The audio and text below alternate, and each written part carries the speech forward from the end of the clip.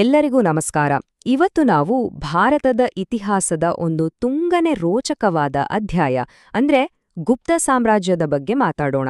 ಇದನ್ನ ಭಾರತದ ಸುವರ್ಣಯುಗ ಅಂತ ಯಾಕೆ ಕರೀತಾರೆ ಗೊತ್ತಾ? ಸ್ಪರ್ಧಾತ್ಮಕ ಪರೀಕ್ಷೆಗಳಿಗೆ ತಯಾರಿ ನಡೆಸ್ತಿದ್ರೆ ಈ ಒಂದು ವಿಶ್ಲೇಷಣೆ ಖಂಡಿತವಾಗಿಯೂ ಬಹಳ ಉಪಯೋಗಕ್ಕೆ ಬರಲಿದೆ. ಸರಿ, ನಮ್ಮ ಮೊದಲ ಪ್ರಶ್ನೆಯೇ ಇದು. ಗುಪ್ತರ ಕಾಲವನ್ನು ಭಾರತದ ಸುವರ್ಣಯುಗ ಅಂತ ಯಾಕೆ ಕರೆಯುತ್ತಾರೆ? ಈ ಒಂದೇ ಪ್ರಶ್ನೆಯನ್ನು ಹಿಡ್ಕೊಂಡು ಹೋದ್ರೆ ಇಡೀ ಗುಪ್ತರ ಇತಿಹಾಸದ ಚಿತ್ರಣ ನಮ್ಮ ಕಣ್ಮುಂದೆ ಬರುತ್ತೆ.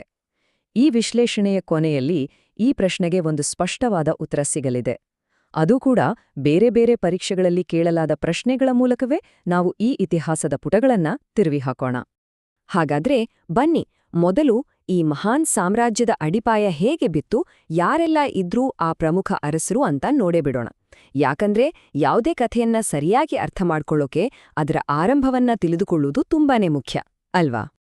ನೋಡಿ, ಪರೀಕ್ಷೆಗಳಲ್ಲಿ ಈ ಕಾಲಾನುಕ್ರಮ ಅಂದ್ರೆ ಕ್ರೊನಾಲಜಿ ಇದೆಯಲ್ಲ, ಇದು ತುಂಬಾನೇ ಇಂಪಾರ್ಟೆಂಟ್. ಉದಾಹರಣೆಗೆ 2019ರ CPCNK ಪರೀಕ್ಷೆಯಲ್ಲಿ ಗುಪ್ತರಾಜರ ಸರಿಯಾದ ಕ್ರಮ ಯಾವುದು ಅಂತ ಕೇಳಿದ್ರು.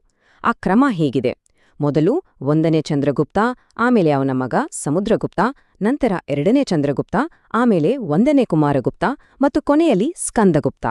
ಈ ಕ್ರಮವನ್ನು ನೆನ್ಪಿಟ್ಕೊಳ್ಳೋದು ಬಹಳ ಅವಶ್ಯಕ. ಸರಿ, ಹಾಗಾದ್ರೆ ಗುಪ್ತ ಸಾಮ್ರಾಜ್ಯದ ಸ್ಥಾಪಕ ಯಾರು ಅಂತ 2010ರ PCFB ಪರೀಕ್ಷೆಯಲ್ಲಿ ಕೇಳಿದ್ರು. ಉತ್ತರ 1ನೇ ಚಂದ್ರಗುಪ್ತ. ಆದ್ರೆ ಇಲ್ಲೊಂದು ಕಾಮನ್ ಮಿಸ್ಟೇಕ್ ಆಗತ್ತೆ. ಎಷ್ಟೋ ಜನ ಗುಪ್ತಶಕೆ ಶುರು ಮಾಡಿದ್ದು ಸಮುದ್ರಗುಪ್ತ ಅನ್ಕೋತಾರೆ. ಅದು ತಪ್ಪು. 2024ರ VAO ಮತ್ತೆ 2021ರ FDA ಪರೀಕ್ಷೆಯ ಪ್ರಶ್ನೆಪತ್ರಿಕೆಗಳಲ್ಲೂ ಈ ಗೊಂದಲದ ಬಗ್ಗೆ ಪ್ರಶ್ನೆ ಬಂದಿತ್ತು. ನೆನ್ಪಿಡಿ, 1ನೇ ಚಂದ್ರಗುಪ್ತ ಲಿಚ್ವೆ ರಾಜಕುಮಾರಿಯನ್ನು ಮದುವೆಯಾಗಿ ತನ್ನ ಬಲವನ್ನು ಹೆಚ್ಚಿಸಿಕೊಂಡು ಕ್ರಿಸ್ತಶಕ 319-320ರಲ್ಲಿ ಗುಪ್ತಶಕಿಯನ್ನು ಪ್ರಾರಂಭಿಸಿದ. ಸಮುದ್ರಗುಪ್ತನಲ್ಲ. ಸರಿ, ಈಗ ಗುಪ್ತ ಸಾಮ್ರಾಜ್ಯದ ಇಬ್ರು ಸೂಪರ್ ಸ್ಟಾರ್ಗಳ ಕಥೆ ಕೇಳೋಣ. ಪರೀಕ್ಷೆ ದೃಷ್ಟಿಯಿಂದ ಇವರ ಸಾಧನೆಗಳು ಬಹಳ ಮುಖ್ಯ, ಯಾಕಂದ್ರೆ ಹೆಚ್ಚಿನ ಪ್ರಶ್ನೆಗಳು ಇವ್ರ ಬಗ್ಗೆನೇ ಬರೋದು. ಒಂದು ಕಡೆ ಸಮುದ್ರಗುಪ್ತ, ತನ್ನ ಕತ್ತಿ ಬಲದಿಂದ ಇಡೀ ಸಾಮ್ರಾಜ್ಯವನ್ನ ವಿಸ್ತರಿಸಿದ ದಿಗ್ವಿಜಯಿ. ಇನ್ನೊಂದು ಕಡೆ 2ನೇ ಚಂದ್ರಗುಪ್ತ, ಕಲೆ, ಸಾಹಿತ್ಯ, ವಿಜ್ಞಾನಕ್ಕೆ ಆಶ್ರಯ ಕೊಟ್ಟು ಸಾಮ್ರಾಜ್ಯವನ್ನ ಶ್ರೀಮಂತಗೊಳಿಸಿದ. ಇಬ್ಬರ ಕೊಡುಗೆಯೂ ಬೇರೆ ಬೇರೆ, ಆದ್ರೆ ಎರಡೂ ಅಷ್ಟೇ ಮಹತ್ವಪೂರ್ಣ.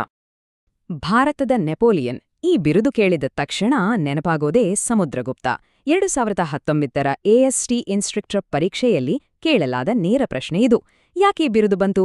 ಯಾಕೆಂದ್ರೆ ಅವನು ನಡೆಸಿದ ಸತತ ಮಿಲಿಟರಿ ಕಾರ್ಯಾಚರಣೆಗಳಿಂದಾಗಿ ಉತ್ತರ ಭಾರತದಿಂದ ದಕ್ಷಿಣ ಭಾರತದವರೆಗೂ ತನ್ನ ಪ್ರಭುತ್ವವನ್ನ ಸ್ಥಾಪಿಸಿದ್ದ. ಅದಕ್ಕೆ ಇತಿಹಾಸಕಾರ VS ಸ್ಮಿತ್ ಅವರು ಸಮುದ್ರಗುಪ್ತನಿಗೆ ಈ ಬಿರುದನ್ನು ಕೊಟ್ರು. ಆದ್ರೆ ಈ ದಿಗ್ವಿಜಯಿ ರಾಜನೊಳಗೆ ಒಬ್ಬ ಕಲಾವಿದನೂ ಇದ್ದ. ಅಬ್ಬಾ, ಎಂಥ ಕಾಂಬಿನೇಷನ್ ಅಲ್ವಾ! ಇದಕ್ ಸಾಕ್ಷಿ ಎಲ್ಲಿದೆ ಗೊತ್ತಾ? ಅವನ ನಾಣ್ಯಗಳಲ್ಲೇ ಇದೆ. 2016ರ PSI ಪರೀಕ್ಷೆಯಲ್ಲಿ ಕೇಳಿದ ಹಾಗೆ ಸಮುದ್ರಗುಪ್ತನ ನಾಣ್ಯಗಳ ಮೇಲೆ ಅವನು ವೀಣೆ ನುಡಿಸ್ತಿರುವ ಚಿಕ್ಕವಿದೆ. ಇದು ಅವನು ಕೇವಲ ಯೋಧನಲ್ಲ, ಕಲಾಪ್ರೇಮಿಯೂ ಹೌದು ಅನ್ನೋದಕ್ಕೆ ದೊಡ್ಡ ಸಾಕ್ಷಿ. ಈಗ 2ನೇ ಚಂದ್ರಗುಪ್ತನ ಕಾಲಕ್ಕೆ ಬರೋಣ. ಇವನ ಕಾಲದಲ್ಲಿ ಒಬ್ಬ ಬಹಳ ಮುಖ್ಯವಾದ ಚೀನೀ ಪ್ರವಾಸಿಗ ಭಾರತಕ್ಕೆ ಬಂದಿದ್ದ. ಯಾರು ಅವನು ಅಂತ 2014ರ CPC ಮತ್ತು 2018ರ SDGK ಪರೀಕ್ಷೆಗಳಲ್ಲಿ ಕೇಳಲಾಗಿದೆ. ಉತ್ತರ ಫಾಹಿಯಾನ್. ಇವನ ಬರವಣಿಗೆಗಳು ಗುಪ್ತರ ಕಾಲದ ಸಮಾಜ ಮತ್ತು ಆಡಳಿತದ ಬಗ್ಗೆ ನಮಗೆ ಇವತ್ತು ಅಮೂಲ್ಯವಾದ ಮಾಹಿತಿಯನ್ನು ಕೊಡುತ್ತವೆ. 2ನೇ ಚಂದ್ರಗುಪ್ತನಿಗೆ ವಿಕ್ರಮಾದಿತ್ಯ ಅನ್ನೋ ಬಿರುದಿತ್ತು. ಅವನ ಆಸ್ಥಾನದಲ್ಲಿ ನವರತ್ನಗಳು ಅಂಟನೆ ಫೇಮಸ್ ಆಗಿದ್ದ 9 ಜನ ಶ್ರೇಷ್ಠ ವಿದ್ವಾಂಸರಿದ್ರು. 2014ರ PSI ಪರೀಕ್ಷೆಯಲ್ಲಿ ಕೇಳಿದ ಹಾಗೆ ಅವರಲ್ಲೊಬ್ಬನೇ ಅಮರಸಿಂಹ. ಇವರು ಬರೆದ ಅಮರಕೋಶ ಇದೆಯಲ್ಲ, ಅದು ಇವತ್ತಿಗೂ ಸಂಸ್ಕೃತದ ಪ್ರಮುಖ ಡಿಕ್ಷನರಿಗಳಲ್ಲಿ ಒಂದು. ಗುಪ್ತರ ಕಾಲ ಬರೀ ಯುದ್ಧ, ಆಡಳಿತ ಅಷ್ಟೇ ಅಲ್ಲ. ಆ ಕಾಲದಲ್ಲಿ ಜ್ಞಾನ, ವಿಜ್ಞಾನದ ಮಹಾಸ್ಫೋಟವೇ ನಡೆದಿತ್ತು. ಅದಕ್ಕೆ ಬೆಸ್ಟ್ ಎಕ್ಸಾಂಪಲ್ ಅಂದ್ರೆ ಜಗತ್ಪ್ರಸಿದ್ಧ ನಳಂದಾ ವಿಶ್ವವಿದ್ಯಾಲಯ. ಈ ನಂಬರ್ ನೋಡಿ, ಕ್ರಿಸ್ತಶಕ 450. ನಮ್ಮ ದೇಶದ ಶೈಕ್ಷಣಿಕ ಇತಿಹಾಸದಲ್ಲಿ ಇದೊಂದು ಗೋಲ್ಡನ್ ಇಯರ್ ಅಂತಾನೆ ಹೇಳ್ಬೋದು. ಯಾಕಂದ್ರೆ ಇದೇ ವರ್ಷದಲ್ಲಿ ವಿಶ್ವವಿಖ್ಯಾತ ನಳಂದಾ ವಿಶ್ವವಿದ್ಯಾಲಯ ಸ್ಥಾಪನೆಯಾಗಿದ್ದು. ಇದು ತುಂಬಾನೇ ಇಂಪಾರ್ಟೆಂಟ್ ಪ್ರಶ್ನೆ. ಇಷ್ಟೊಂದು ಸಾರಿ ಪರೀಕ್ಷೆಗಳಲ್ಲಿ ಅಂದ್ರೆ 2017 ಮತ್ತು 2024ರ ಪರೀಕ್ಷೆಗಳಲ್ಲೂ ಇದು ರಿಪೀಟ್ ಆಗಿದೆ. ನಳಂದಾ ವಿಶ್ವವಿದ್ಯಾಲಯವನ್ನ ಸ್ಥಾಪಿಸಿದ್ದು ಯಾರು? ಉತ್ತರ ಒಂದೇ, 1ನೇ ಕುಮಾರಗುಪ್ತ. ಈ ಹೆಸರನ್ನ ಚೆನ್ನಾಗಿ ನೆನಪಿನಲ್ಲಿಟ್ಕೊಡಿ. ನಳಂದ ಬಗ್ಗೆ ಕೇಳು ಕ್ವಿಕ್ ಪಾಯಿಂಟ್ಸ್ ನೋಡೋಣ. 2015ರ FG ಪರೀಕ್ಷೆಯಲ್ಲಿ ಕೇಳಿದ ಹಾಗೆ ಇದು ಇವತ್ತಿನ ಬಿಹಾರ್ ರಾಜ್ಯದಲ್ಲಿದೆ. ಇತ್ತೀಚೆಗೆ ಯಾಕೆ ನ್ಯೂಸಲ್ಲಿ ಇತ್ತು? ಯಾಕಂದ್ರೆ 2024ರ KEA ಪರೀಕ್ಷೆಯ ಪ್ರಶ್ನೆಯಂತೆ ಜೂನ್ 2024ರಲ್ಲಿ ಇದರ ಹೊಸ ಕ್ಯಾಂಪಸ್ ಉದ್ಘಾಟನೆಯಾಗಿದೆ. ಮತ್ತು ಇನ್ನೊಂದು ಮುಖ್ಯವಾದ ವಿಷಯ, ಸ್ಥಾಪಕ 1ನೇ ಕುಮಾರಗುಪ್ತ, 2ನೇಯವನಲ್ಲ. ಇಲ್ಲಿ ಕನ್ಫ್ಯೂಸ್ ಆಗ್ಬಾರ್ದು. ಈ ಒಂದೇ ಸ್ಲೈಡ್ನಲ್ಲಿ ಎಷ್ಟೊಂದು ಪ್ರಶ್ನೆಗಳಿಗೆ ಉತ್ತರ ಇದೆ ನೋಡಿ. 2024ರ PSI ಪರೀಕ್ಷೆಯಲ್ಲಿ ಆರ್ಯಭಟನ, ಆರ್ಯಭಟೀಯ ಮತ್ತು ಖಗೋಳಶಾಸ್ತ್ರದ ರೋಮಕ ಸಿದ್ಧಾಂತದ ಬಗ್ಗೆ ಕೇಳಲಾಗಿದೆ. 2018ರ PSI FB ಪರೀಕ್ಷೆಯಲ್ಲಿ ಔಷಧಿಶಾಸ್ತ್ರದಲ್ಲಿ ಪ್ರಸಿದ್ಧರಾದ ಸುಶ್ರುತನ ಬಗ್ಗೆ ಪ್ರಶ್ನೆ ಬಂದಿತ್ತು. ಇನ್ನು ಲೋಹಶಾಸ್ತ್ರಕ್ಕೆ ಬಂದ್ರೆ, ದೆಹಲಿ ಹತ್ರ ಇವತ್ತಿಗೂ ತುಕ್ಕೂ ಹಿಡಿದೇ ನಿಂತಿರೋ ಆ ಕಬ್ಬಿಣದ ಕಂಬ ಇದೆಯಲ್ಲ, ಅದು ಗುಪ್ತರ ಕಾಲದ್ದು. ಎಂಥ ಟೆಕ್ನಾಲಜಿ ಅಲ್ವಾ? ಸರಿ, ಯುದ್ಧ ಆಯ್ತು, ವಿಜ್ಞಾನ ಆಯ್ತು. ಈಗ ಗುಪ್ತರ ಆಡಳಿತ, ಸಮಾಜ, ಕಲೆ ಹೇಗಿತ್ತು ಅಂತಾನೂ ಕೆಲವು ಮುಖ್ಯ ಅಂಶಗಳ ಮೂಲಕ ತಿಳ್ಕೊಳ್ಳೋಣ. ಯಾವುದೇ ರಾಜ್ಯ ನಡೀಬೇಕು ಅಂದ್ರೆ ದುಡ್ಡು ಬೇಕು, ಅಂದ್ರೆ ತೆರಿಗೆ. ಗುಪ್ತರ ಕಾಲದಲ್ಲಿ ಆದಾಯದ ಮೇನ್ ಸೋರ್ಸು ಭೂಕಂದಾಯವಾಗಿತ್ತು. ಅದಕ್ಕೊಂದು ಒಫಿಷಿಯಲ್ ಹೆಸರಿತ್ತು, ಭಾಗಕರ. ಇದು ಎಷ್ಟು ಇಂಪಾರ್ಟೆಂಟ್ ಅಂದ್ರೆ 2023ರಲ್ಲಿ KEA ನಡೆಸಿದ 2 ಬೇರೆ ಬೇರೆ ಪರೀಕ್ಷೆಗಳಲ್ಲಿ ಇದೇ ಪ್ರಶ್ನೆ ಬಂದಿದೆ. ಸೊ ಇದನ್ನೇ ನೋಟ್ ಮಾಡ್ಕೊಡಿ.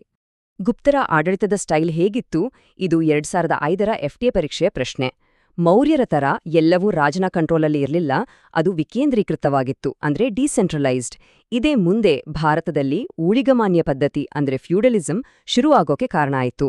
ಆದ್ರೂ 2020ರ PSI ವೈರ್ಲೆಸ್ ಪರೀಕ್ಷೆಯಲ್ಲಿ ಕೇಳ್ದಂತೆ ಭೂಮಿಯ ಫೈನಲ್ ಓನರ್ ರಾಜನೇ ಆಗಿದ್ದ. ಸಾಹಿತ್ಯದ ವಿಷಯಕ್ಕೆ ಬಂದ್ರೆ ಯಾರು ಯಾವ ಕಾಲದವರು ಅನ್ನೋ ಕನ್ಫ್ಯೂಷನ್ ಇದ್ದೇ ಇರುತ್ತೆ ನೋಡಿ. ವಿಶಾಖದತ್ತ, ಕಾಳಿದಾಸ, ಶೂದ್ರಕ ಇವರೆಲ್ಲ ಗುಪ್ತರ ಕಾಲದವರು. ವಿಶಾಖದತ್ತನ ದೇವಿಚಂದ್ರಗುಪ್ತಂ ಬಗ್ಗೆ 2021ರ ಗ್ರೂಪ್ C ಪರೀಕ್ಷೆಯಲ್ಲಿ ಕೇಳಿದ್ರು. ಆದ್ರೆ ಬಾಣಭಟ್ಟ ಅವನು ಗುಪ್ತರ ಕಾಲದವನಲ್ಲ. 2008ರ RSI ಪರೀಕ್ಷೆಯಲ್ಲಿ ಇದನ್ನೇ ಕೇಳಿದ್ರು. ಅವನು ಆಮೇಲೆ ಬಂದಿದ್ದು 7ನೇ ಶತಮಾನದಲ್ಲಿ ಹರ್ಷವರ್ಧನನ ಆಸ್ಥಾನದಲ್ಲಿ. ಹಾಗಾದ್ರೆ ಆಗಿನ ಕಾಲದಲ್ಲಿ ಕಾನೂನು ಪಾಲನೆಗೆ ಯಾವ ಪುಸ್ತಕವನ್ನು ಫಾಲೋ ಮಾಡ್ತಿದ್ರು ಅಂತ 2018ರ PSI ಪರೀಕ್ಷೆಯಲ್ಲಿ ಕೇಳಿದ್ರು. ಉತ್ತರ ಮನುಸ್ಮೃತಿ. ಇದನ್ನೇ ಆಗಿನ ಅಫಿಷಿಯಲ್ ಲಾ ಬುಕ್ ಅಂತ ಪರಿಗಣಿಸಲಾಗಿತ್ತು. ಸರಿ, ನಾವು ಶುರು ಮಾಡಿದ ಪ್ರಶ್ನೆಗೆ ವಾಪಸ್ ಬರೋಣ. ಗುಪ್ತರ ಕಾಲ ನಿಜವಾಗ್ಲೂ ಸುವರ್ಣಯುಗನಾ? ಹೌದು, ಕಲೆ, ವಿಜ್ಞಾನ, ಸಾಹಿತ್ಯದಲ್ಲಿ ಅದೊಂದು ಅದ್ಭುತ ಯುಗವೇ ಸರಿ. ಆದ್ರೆ 2005ರ FDA ಪರೀಕ್ಷೆಯ ಮೂಲದಿಂದ ಗೊತ್ತಾಗುವ ಹಾಗೆ ಅದೇ ಸಮಯದಲ್ಲಿ ವ್ಯಾಪಾರ ಕಡಿಮೆ ಆಗ್ತಾ ಬಂತು, ಊಳಿಗಮಾನ್ಯ ಪದ್ಧತಿ ಶುರುವಾಯ್ತು. ಹಾಗಾದ್ರೆ ಈ ಸುವರ್ಣಯುಗ ಅನ್ನೋ ಪದ ಪೂರ್ತಿಯಾಗಿ ಸರಿಯಿದ್ಯಾ? ಇದ್ರ ಬಗ್ಗೆ ಯೋಚನೆ ಮಾಡಿ. ಮುಂದಿನ ವಿಶ್ಲೇಷಣೆಯಲ್ಲಿ ಮತ್ತೊಂದು ಆಸಕ್ತಿದಾಯಕ ವಿಷಯದೊಂದಿಗೆ ಮತ್ತೆ ಭೇಟಿಯಾಗೋಣ.